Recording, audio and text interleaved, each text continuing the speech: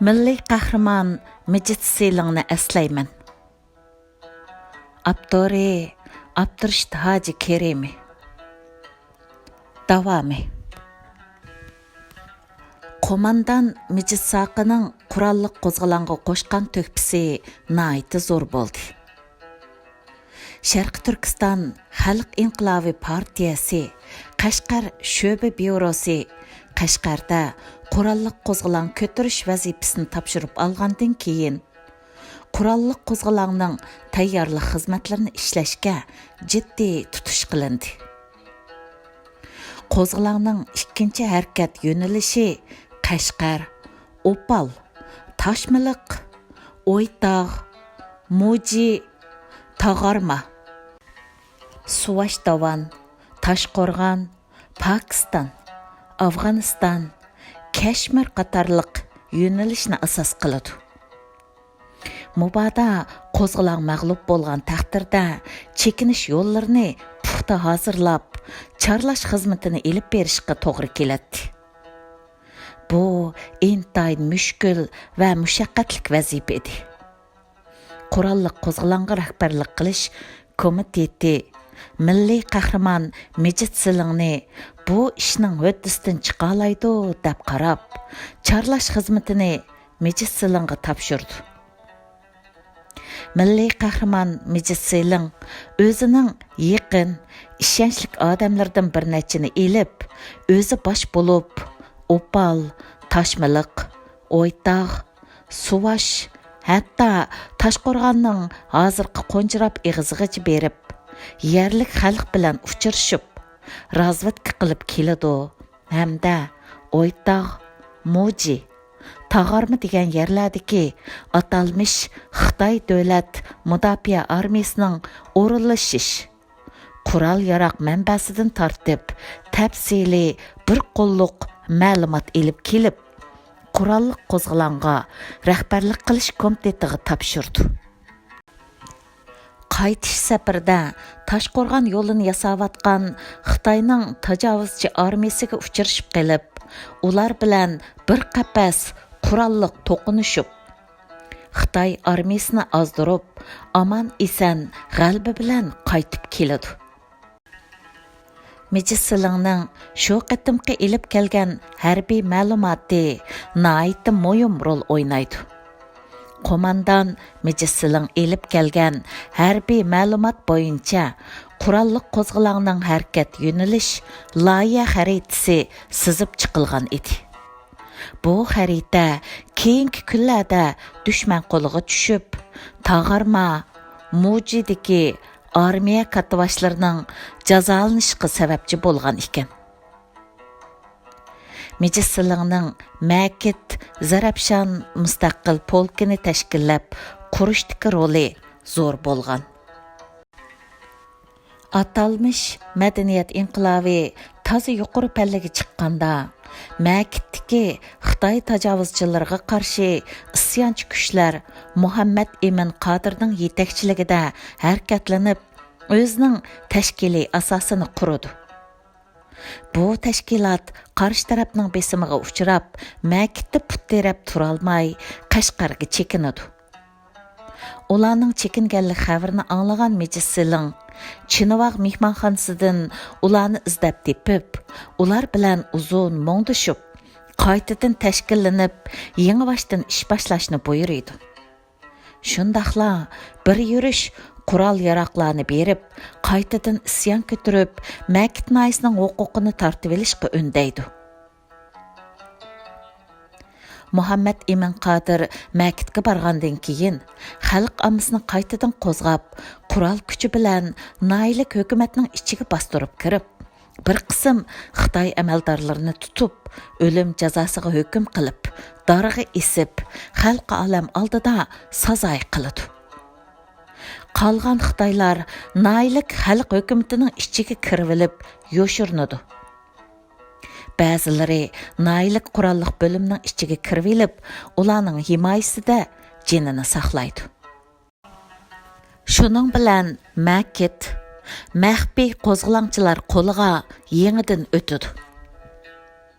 Makit vaqasi tez arada Qashqar viloyatining har qaysi nahiya yezlarigacha, hatto Tangirtag'ining shimoligacha berib tarqaladi. Bu ishdan to'liq xabar topgan Axunov milliy qahramon Meji Silingni ishqa selib, u yo'lbosni indakka keltirib, planli harakat qilishning zaruriyati haqida yo'l yo'riq berdi. Meji Siling Makit naysigi berib, Muhammad Emin Qodir bilan ko'rishib, uning harakatini qo'llab, dastlabki qadamda uningga vatan suyish, millatparvarlik tarbiyasini elib bordi. Kichigidan tortib vatanga muhabbati urg'ib turgan o't yurak bu yosh sarkarda partiya nizomnomasini o'qib, tez orada shartlarni qabul qilib, Sharq Turkiston Xalq inqilobiy partiyasiga kirish iltimosini sunudi. Bu ish bir oyga yetmagan vaqt ichida amalga oshdi. Muhammad Emin Qodirning shu kunlarda toza qizigan vaqt ekan. Har 3 kunda bir Xitoy jinoyatchini o'limga hukm qilib, darg'a esib, traktor punktining darvozasiga esib, sazoy qiladi ekan. Naydagi Xitoylar ko'chaga chiqolmaydigan, azroq yo'li borlari xotin ballarini elib, Makitdan Xitoyga ketishga boshlagan ekan. Biz eng oxirgi qitim Sharq Turkiston Xalq inqilobiy partiyasi Qashqar byurosining sekretari Axunovning yo'l yo'riqini elib, Makitga borganimizda, Makit traktor punktining oldi darvozasiga bir Xitoyning jasadi isig'liq ekan. Yuqori besimliq yangratqida bu Xitoyning jinoiy qilmishlari o'qilib etibdi ekan. Xalqning Xitoy kommunistlariga bo'lgan o'chmanligi haddidan ziyoda ekan. U Xitoyga berilgan o'lim hukmnomasida mundaq jinoyatlar aniq yozilgan ekan. Jinoyatchi Yang 1960-yili Xitoydan eqib kelgan bo'lib, o'rmon maydoniga ishga o'rinlashtirilgan. Keyin Nayning amaldori bo'lgan. Madaniyat inqilobi boshlangandan tortib, ko'p qitim qurolli harakat elib berib, bizning begunoh odamlarimizdan o'shqa odamning o'lishiga sabab bo'lgan. Paxta targil chiqqan dehqonlarning xotin qizlarining iffat nomusiga tegib, xalqning qattiq g'azabini qo'zg'agan. Zarat o'rmonliq maydonidagi Bingtuan Xitoylar bilan birlashib, bizning turar joyimizga hujum qilib, Tursun va Osman ismlik 2 yosh jangchimizni sirtmoq bilan siqib o'ltirgan. Arqadan turar joyimizga bostirib kirib, nurg'un odamning yarador bo'lish va o'lishiga sabab bo'lgan. Keltirgan iqtisodiy ziyni bakmi ig'ir. Xalqning jiddiy talabiga asosan darg'a esib o'ltirish jazosi berildi. Men mushu aslimalarni internet tor betida e'lon qilayotgan mazgillarda bir kishi menga telefon qilib tanishlik berdi. U odam Mahsum ekan. Mahsum o vaqtda 14 yoshlik bir kichik jangchimiz edi. Men Makitdagi kunlarimning birida traktor punktining ichida harbiy mashq bo'lganda, uning bo'yniga esib olgan qurolining kelangsizligidan, uning qurolni boshqara olmayotganligini sezib, uningga boshqa bir qurol tegishib bergan edim. U turklanka deydigan stoli odatdagi miltiqdan uzun, o'qimi eng uzunga baralaydigan bir miltiqni esib olgan ekan. Miltiq uzun bo'lg'achqa, yo'l manganda ya yerga paynaga tegatdi, ya miltiqning sidosi boshqalarga putlashib, zodi aramliq bermaydi. Uning quroli odatda shu zamonda insonparvar qurol hisoblanadi. Chunki uningdan chiqqan o'q odamning ajallik yeriga tegmasila, jarohati tez saqayib ketadi. O'qi ham stankovay pulmatga tushadi. Men uningdan yeshini so'rasam, turib qilib 17 yosh deb javob berdi. Miltiqni menga ber desam, miltiqni chin quchoqlab, men bu miltiqni Xitoylarning qo'lidan olgan. Bizda o'ljini kim olsa, qurol shuning bo'ladi dedi. Men sening qurolingni tortib olmayman. Quroling uzun kep qapti. Sana yerim avtomatik miltiqdan birini beray dedim. Chunki yerim avtomat miltiq shu zamonda bir qadar ilg'or qurol hisoblanadi. Mahsum menga ishonmaganda qilib, avval miltiqni bersizlar, ondan men bu miltiqni sizlarga beray dedi. Men Muhammad Emin Qodirga deb qurol ombiridan bir dona yangi yerim avtomat miltiq ochqib, yetarlik o'qi bilan uning qurolini tegishib bergan edim. Mahsum ketgandan keyin Muhammad Emin Qodir menga, u hozir 14 yoshda. Qurolni tortib oladi deb yeshini qasdan 17 yosh davaldi degan edi. Mahsum Hoji deydi ekanmiz. U haramga berib, haj qilib kelgan ekan. Uning bu qitim aytib berishicha, Muhammad Emin Qodir Qashqardan kelgandan keyin oldi bilan Makitga yaqin bo'lgan Paylov maydonining qurollarini bulabdi. U qitim qurol bo'lganda Makitga kirolmay, Yo'pirg'in aysiga qarab mengibdi. Odam jiq bo'lg'achqa qurollarni ko'tirib yurish be'ab bo'lg'ach, dehqonlarning uyiga yoshirib, Makitga ketishning amalini izdavatsa, Yo'pirg'ida qurol yaroqlarning borligi sezilibdi. Ular odam avatib tekshirish ilib berib, Seriq bo'yidagi ishonchlik odami bo'lgan Abduvoyid Ahmadni chaqirib kelib, Yo'pirg'in aysiga hujum qilib, naylik qurolliq bo'limning qurollarini bulab elib ketibdi. Makitga kirish imkoniyati zodi bo'lmabdi. Chunki Makitdagi Xitoylar Bingtuanning odamlarini boshlab kelib, yo'l to'sib yotgan ekan.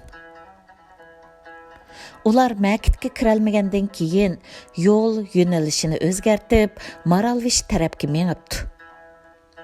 Maralvishning Oqsoq Maral, Seriq Buya, Alag'ir, Chunqurchoq, Yangi O'stang, Avat qatorliq joylarga berib, qo'shin zo'raytibdi.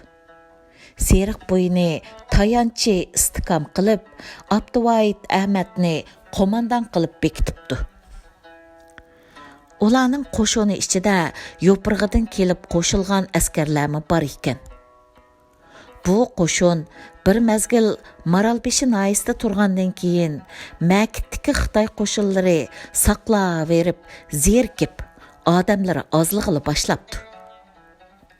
Razvedchiklarning oldin egilagan xabariga asosan hujum vaqtini bekitib, bir kechadala Makitga qarab hujum qilibdi.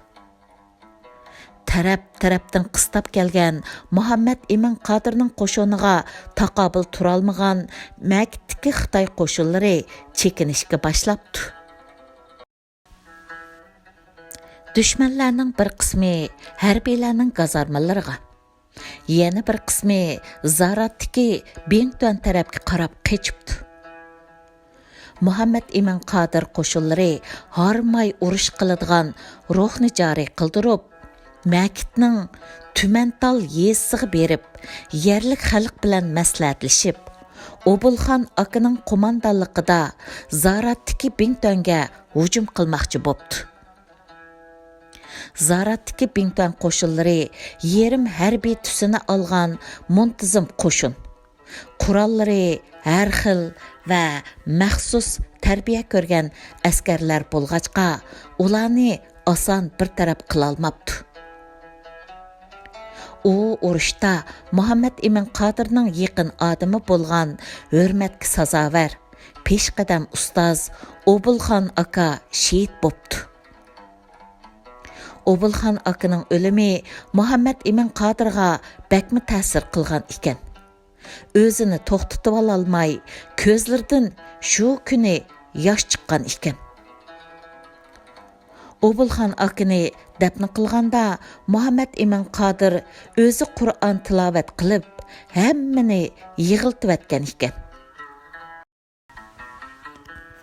Muhammad Emin Qodir taqvodor, iymoni komil, diyonati kuchlik musulmon bo'lg'achqa, butun Makit xalqi uni beshiga elib ko'tirgan, toji qilib qisqan edi, deydi Mahsumachi.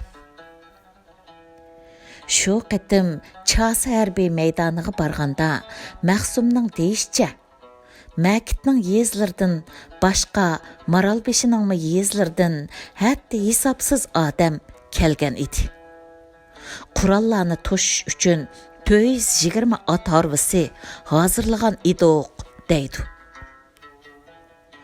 Xitoy jinoyatchi qotillarga hukm e'lon qilganda Muhammad Emin Qodir o'zi hukm qilib, o'zi ijro qiladi ekan. Mubada inqilob mag'lub bo'lib qolsa, hamma ish mening bilan kessin, boshqalar odam o'ltirmasin degan ekan. Biz anglagan hukmnomidimi ijro qilg'uchi bevosita bosh qo'mondoni Muhammad Emin Qodir deb jinoiy hukm e'lon qilingan edi. Uning oldidagi darg'a esilgan Xitoylarg'imi oldi bilan jinoiy qilmishi bekitilib, xalqning birdak qo'shilishi bilan qaror chiqarilib, darg'a osgan ekan. Biz elib borgan maktubda mundaq qurlar yozilgan edi. Uyg'ur xalqining botir o'g'lani, Zarafshon mustaqil polkining qo'mondoni mayor Muhammad Emin Qodirga, Sharq Turkiston Xalq inqilobiy partiyasi Qashqar sho'ba byurosining bosh sekretari Axunov, marhumning yotgan yeri jannatda bo'lsin. Amin. Tugidi.